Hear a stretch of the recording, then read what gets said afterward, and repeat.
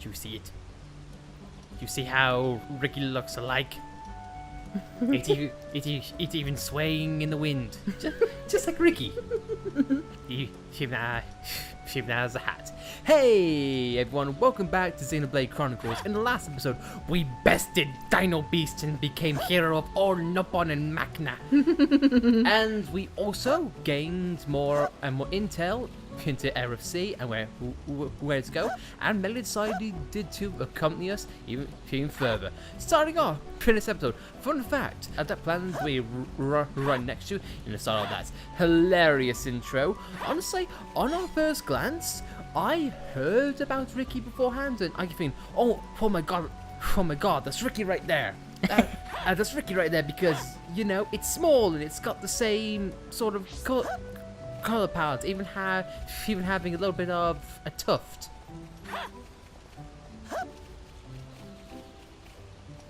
Okay, the flower. So on first glance, I thought it was Ricky, and then I was disappointed when I realized the character that we be getting was smaller than the plants. But as we saw last episode, it doesn't matter the size. What you do with it that counts. See, at the first right there, it's big enough, but we kill it no problem. Anyway though, in this episode, what are we going to do, Alice? Well, I'm going to show some two special places in Makna Forest. Mm-hmm. But before we do that, I just want to mention that this game, it rewards hard work. It rewards hard work, but it also rewards laziness. And I can't think of anyone else to demonstrate that and the Heropon itself. The important thing is not to get close. just letting psychics do anything. Now, and here's the thing, I don't know whether it counts whether you use auras around yourself or any type of art, but regardless, we just step back, and while Melly and Dunban reassure each other, Ricky just sit back and just talk to you lot. I mean, look at Ricky's paws. Isn't his smiley face being covered by as the main UI? Imagine Ricky is wearing the skin of that Ferris's brothers. And now we add more. Including Ricky. The achievement. The achievement. Some help you are. What a bad fact of actually doing anything. Not only is it funny in concept, but I don't know what it is, but just the way it's worded. It's Some help you are. It's like, won a battle without actually doing anything. Just the wording on it, it makes me feel like a localization team definitely had some fun with it. and that's something that I do like to have a brief talk about.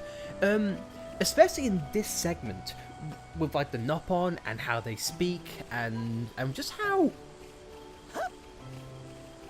cheesy it is, I guess you could say, with like all of the British accents and whatnot. just the way some things are worded just makes me laugh and just makes me chuckle. For example, we have done some of the generic quests off screen just to, you know, gather the reward, and it's nothing really exciting. It's just like kill X amount of monsters or get X amount of collectibles and whatnot. You see, now, book standard, you would say, oh, it's just a brief messing. Oh, thank you. That's helped me in you know, whatever way. But with the Nopon, it actually adds a bit of humor to it. Oh no, I just feel like the localization team just had a lot of fun and put a lot of time and effort, because this could have been like any other JRPG and have bad voice acting, but it didn't. Anyway, we can go forward. And along with the whole audio, I really like how in this game you can hear a hollow sound when you're in a cave.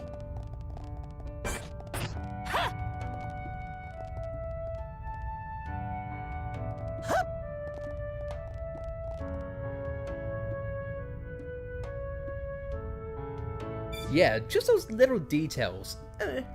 And again, audio design, in fact, it's really good, and I can definitely tell just by audio mixing, it's a lot better. It's a lot better than Xenoblade 2. Yeah. Just saying. While we have Vangs just bash again against the wall. And it's not even a drunk Vang. No, which is kind of weird, but still hilarious all the same. And we're simply walking. That's because the Vangs, they don't react to sound. Other flying enemies are just those apists right there, how they're carrying ether crystals. They stand down and they look really pretty. So, I don't know. But what also looks pretty is this view right here. I mean, come on. I don't know what it is, just looking at that, it just makes me slightly nostalgic for things like, there's always that one shot from The Lion King and whatnot where when it's in front of the waterfall. It doesn't really remind me of that, but it does bring those pleasant feelings nonetheless. And that's not even the best part. If you think having a lot of waterfalls is pretty imagery, if we... are we able to do the time effect yet or not? The time effect? Yeah, at certain time in this area. And this is actually a perfect time. A perfect time because that was a really nice change actually. The weather effect that you're seeing right now, no, don't worry, it's not your screen bugging out and there's some kind of like air bubbles floating all over upon the screen. What you're witnessing right now is Makna's bread and butter as far as weather effects go. It's actually from a heat wave. The sort of difference is there's a slight ether rays that's going up the screen, and if you listen slightly,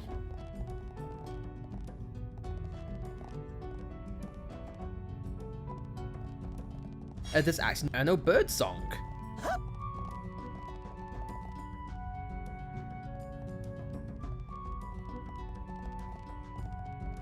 I'm still good to go. I will use my power to protect my friends. But instead of a bird song, you get this, let's face it, this gorgeous view of the waterfalls, for the rainbow as well, and the mist effects. Honestly, can I say, and Alice actually brought up this point off screen. In Smash Brothers, they have the definitely warranted and definitely deserved area of Guar Plains. But just looking at this could definitely be a stage in of itself. Fighting on like the bridges that are in this area, or on this cliff like an Omega stage or something. I don't know, it just screams beauty. But then again, that's what this game shows off. And this branching path right here, I didn't realize it was here until like a couple playthroughs ago. Yeah, so it's always warranted how it's not just a good looking area, but it also hides some secrets as well. I say that as looking down.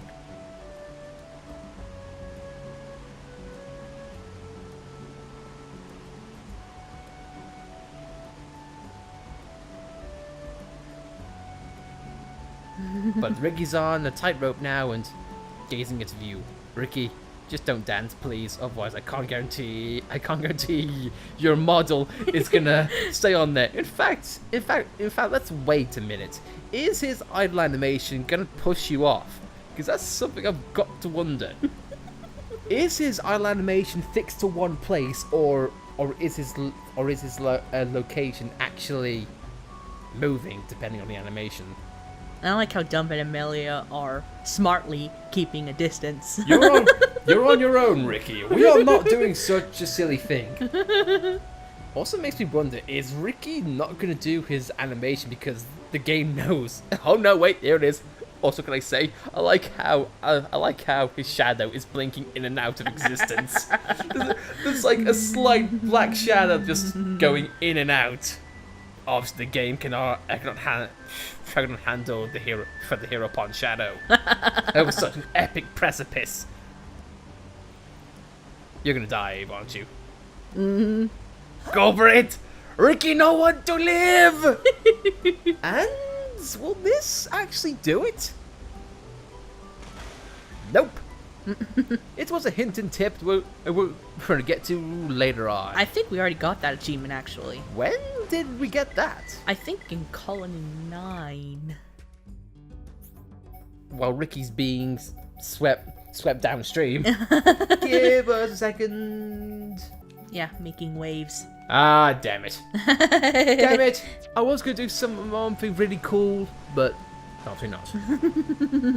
I say I was going to do something really cool when I see you're playing it. So I was wrong on both ends. Hooray.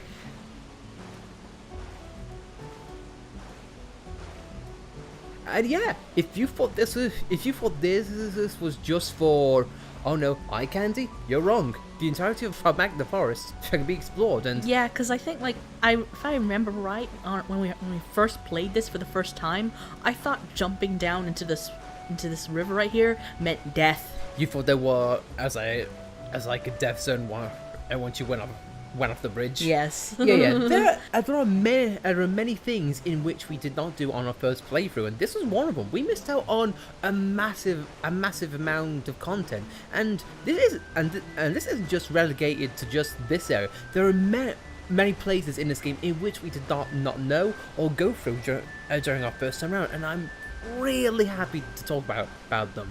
Yeah, like right now, some of them require a lot of swimming. Yeah, and if you want to get through this in quick succession, quick foots are definitely your best friend here, because this is a wide area, and here's the thing. This isn't all of Makna Forest. There's many places to explore in this world, some of which we can't even get to right now in this game. Although I guess the same can be said about this game in a nutshell. But still, though, just the fact that there are these little alcoves and this massive river that you can go down, it's kind of impressive how they managed to load all this content on a Wii U and still make it sound and look as good as it did.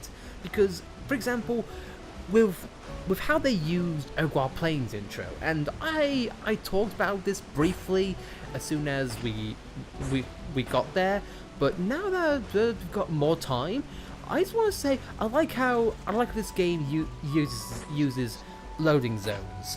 And I think Wild Plain is a prime example how you immediately get out of Tefra Cave, and then it's silence. You hear brief bird chirps and crickets, I guess, in the daytime, depending on what time you are. It's just that little subtle environment atmosphere, and then it builds up. You're then surrounded by two cliffs on both sides, and get these hums and this mursing. There's a massive area ahead of you. It's quite a sight. And then you get there, all the while the game is loading it up in the background. It sort of like builds you up, and then it finishes up in a massive crescendo. And it did the same thing here in Makna. As soon as we got out of Fabrum's interior, there was just a brief closed-off area in which you could not see the game loading itself. Because that's what it hides. Those cliffs are there for a reason. It's just so you're not looking out into space.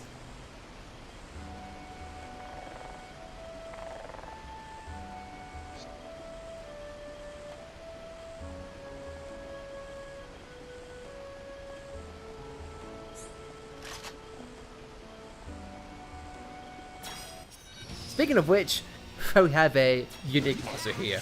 Agile Shell Back Throw.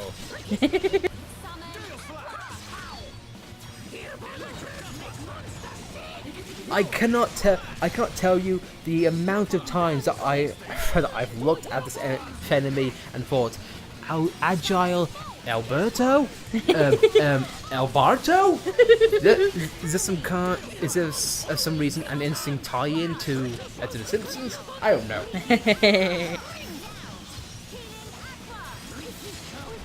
But anyway, now we've got some time here, we can definitely go over more of Ricky's arc, because in his brief stint between getting him and then getting Melia, or vice versa, whichever way you prefer, didn't get much time.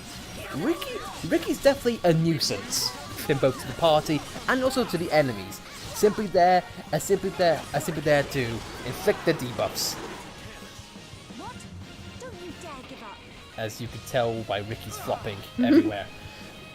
If you want to freeze them, burn them, poison them, or even steal from them, because that's Ricky's bread and butter in form of his talent art. You can steal items, and there is some great equipment that you can only get from enemies while doing this. Some from even bosses. And are we envisioning him dying or us dying, depending on his situation? Either way, it doesn't matter. He's dead, and we broke the future by breaking his. and it was a side quest either way. So there we go. And we get a lot of good stuff in which we have already, but either way, it's good for us.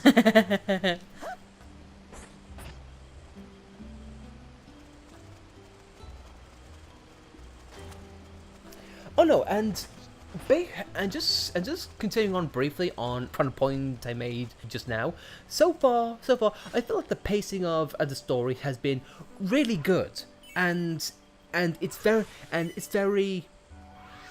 smooth, and oh no, it's paced really well.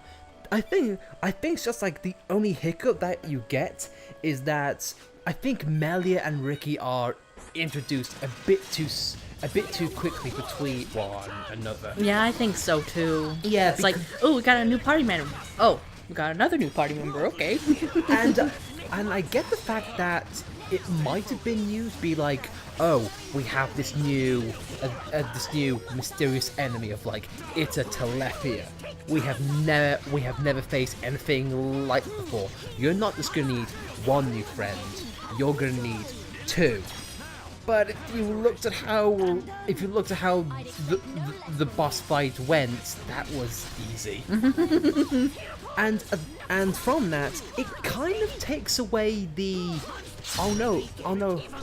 the I guess a slow genuine connection you get with the character, or at least gameplay wise, because based on how that story with the Telepia went, it would strongly imply like you should play as Melia, especially when they introduce a new art right as the fight started. Be like, this is Melia, but then there's also Ricky on the side.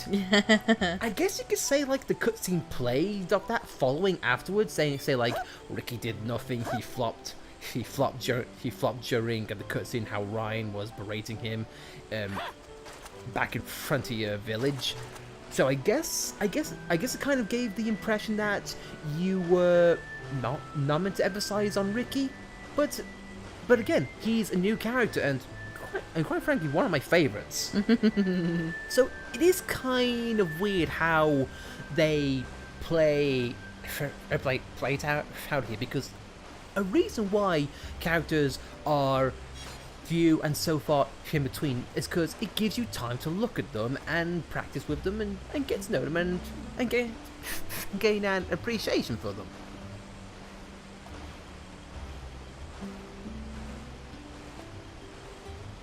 But speaking of appreciation, we've gone from one view of a waterfall to another one. A seahorse inlet. Yeah, this is one you definitely might miss. Yeah, because this just looks like a random cove in which you just look at. But you see no monsters, you see no collectibles on here, and you think, well, what's the point? In fact, does this island get used for anything? No. So it's completely useless. It's a juju island. It's just there to look pretty and to just say, hey, secret area, as Melia gets washed down the street. Friends run! swim for all your life. And I will say right now, if you go over at the waterfall, it is pretty much just like a bottomless pit. So dying is probably not advised unless you want to get something out of dying. I don't know if you, I don't know if you like that, but There is an achievement for falling into an abyss. well, But we've already got it. okay, thank God. I was really worried. Say, so do you want to plunge? Do you want to plunge the cute little Nopon to his death? Oh God, you heartless prick!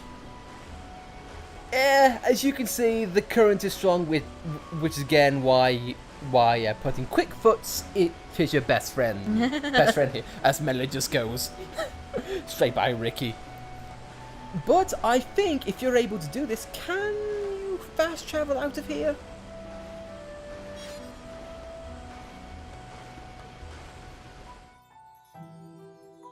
Yes, you can. So, in order to escape a certain death,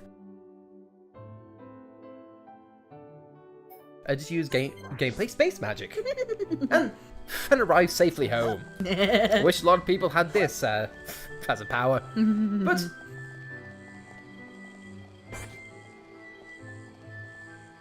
regardless, those are the unique enemies around.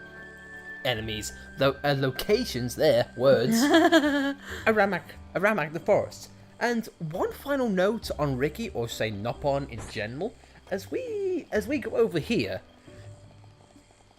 you might notice how there's like massive enemies around, and as you saw Jonah Telethia fight, especially the level 98, you feel like, well, how are the Nopon not dog food or dino food or whatever? Yeah, because I think those giant, big, fat Triceratop monsters are the Nopon's friends. Yes. These mammoths. Yes, pretty much. They belong to the Nopon. They do, and again, if you walk by them, they will not bother you. Same can't be said for this guy. Hey, guess what? We killed your dad's uncle, superior Alberto or Albatro or whatever. Yeah, because off screen, a dino triggered one of those giant Triceratops and almost killed Melly. Yeah. Basically, they aren't attracted by your sight or by your sound. But if another dino, a level 30, saying, "Hey, get them," that mammoth's gonna go, "Okay, I'll kill them. They might be strong and high level, but that doesn't mean they're very smart. I guess they're gonna compensate somehow. Meanwhile, Nopon, they're small, they're agile, and they pack quite a bit, but their speech takes a hit. But either way, and now we're gone.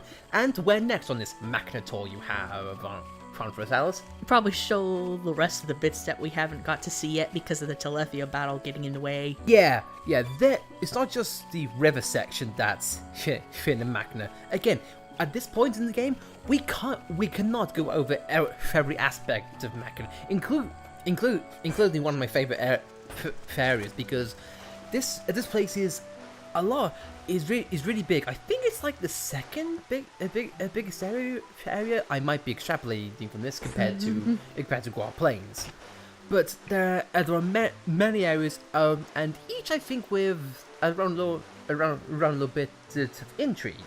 So again, you will see a lot of things.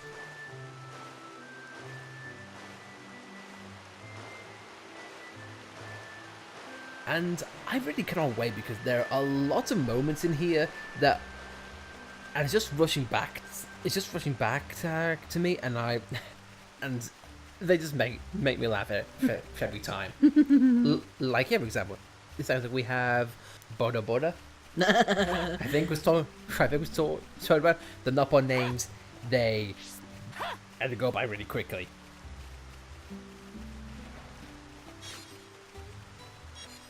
They wanted, yellow pollen. And I think they wanted also these things killed, but I can't really remember right. But either way, we'll deal with them later. We have our mission, and it's just to collect little red balls and nothing else. And luckily though, they give you more there than you need, so you don't have to stick around. You see, they're being nice.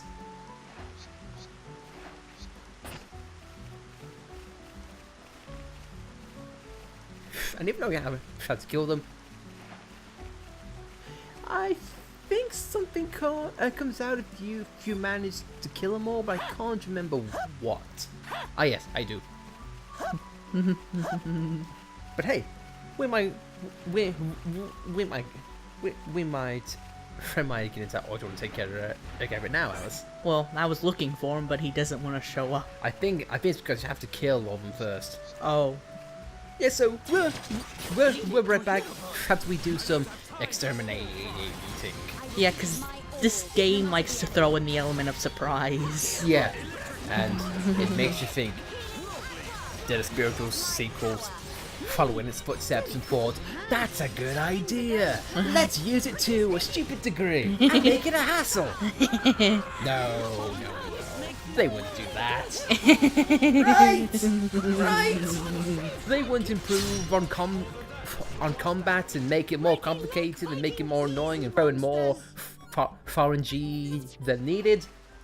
No. I'll see you in a bit. There we are. A quick switch to night, and what do we have? So what do you think? I think it starts with the concept of being lazy, and this guy turns up. Yeah. A Bluka, which is kind of funny how he's in the blue right now. He doesn't do anything in note here. He can bind you, but again, nothing different compared to what catapults could normally do.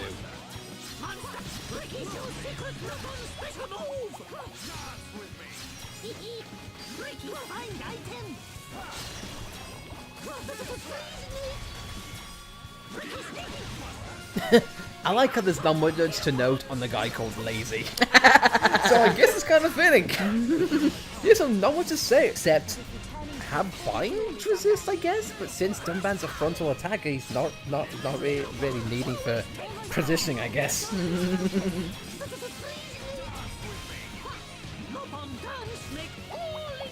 And that is a nice little touch that I think Feather Party has. Some enemies have OBS in different positions, like Ricky here, for instance. So it's a nice little detail which you can have that adds a little bit more depth to the combat.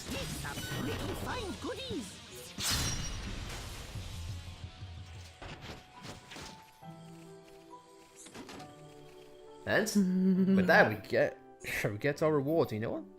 We'll take all those. We'll take the sandals, damn it. Because that's what Ricky can definitely use. Hom sandals.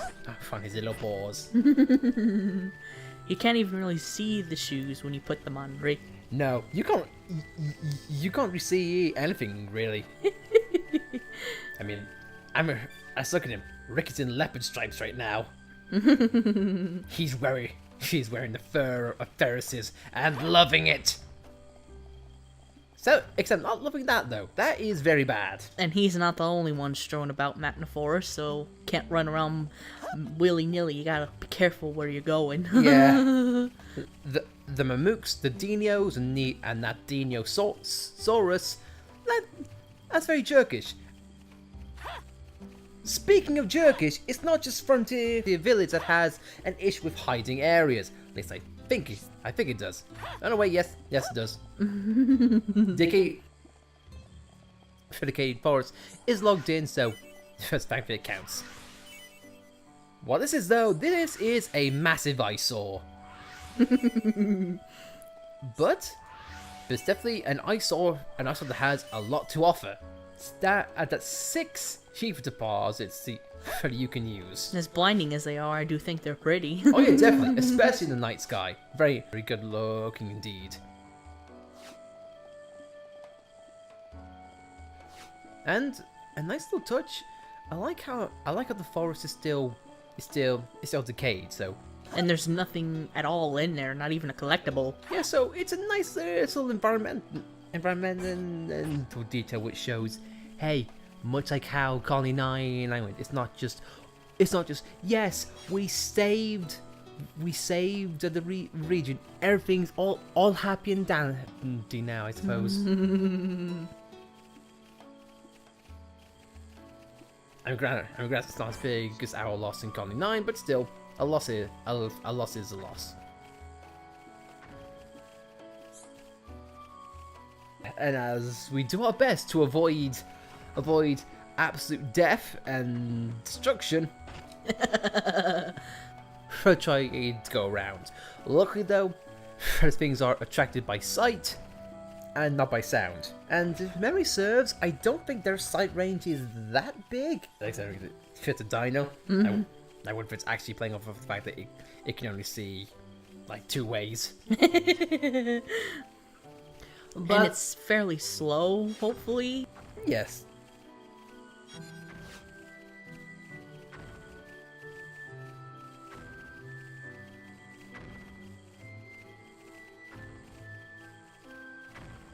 Except when I think it's attacking you, enemies do speed up slightly compared to what they do when they're exploring Trover World. So it does make me wonder if that's not their bog standard animation speed. They're actually much faster, and it only kicks in during fight scenes.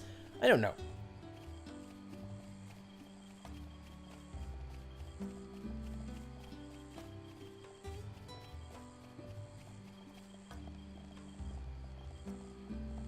But going forward, this is an entirely new area which has a lot to explore, and even has, dare I say it, its own culture, its own creatures. Except for these bricks. No, Ansel, I was sort of like, man, what is it with Ansels and just interrupting us today? We want to be in this video. They want to get revenge for their Alberto or whatever his name was. Albatro. Even you're struggling to remember it. But you know what, unfortunately, for you, my friend, we will not. We will not remember your name.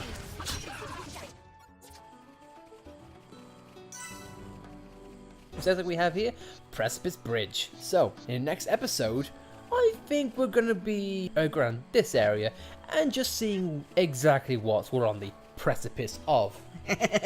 As we bridge the narrative from this episode to the other. And seeing the light at the end of the tunnel? I'm on the edge of my seat. I'm caving in from the anticipation. Without knowing what's going to happen, I'll be just a black void. I'm getting all misty-eyed from this. Running out of similes here.